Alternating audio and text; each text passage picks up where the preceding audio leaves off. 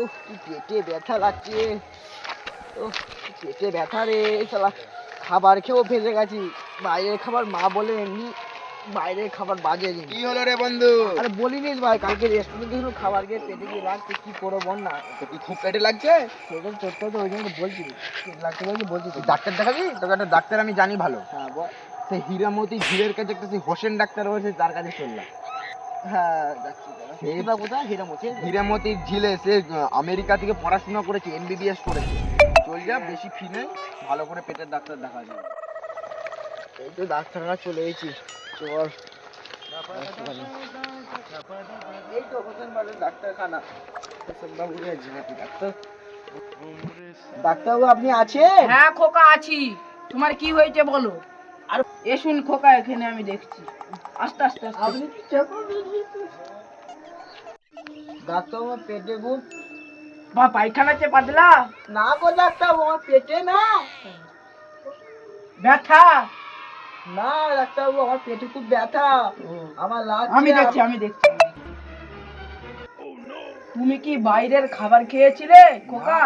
আমি পচার ঘুগনি খেয়েছিলাম। কি পচা ঘুগনি খেয়েছিলে? না গো ডাক্তারবাবু, পচার ঘুগনি।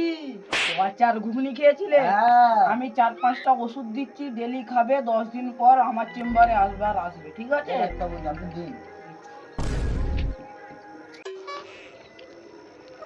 আমি এই সিরাপটা দিলুন আর এই ওষুধগুলো দিলুন।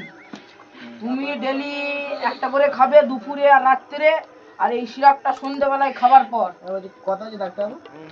আমার বিল হচ্ছে 550 টাকা।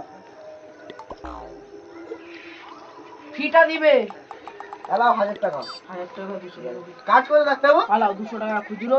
ঠিক আছে, আসুন তাহলে, আবার আসবে। হ্যাঁ 10 দিন পর। ঠিক আছে। বাবা ডাক্তারবাবু আসছি, হ্যাঁ? ডাক্তারবাবু আমি আসছি, হ্যাঁ?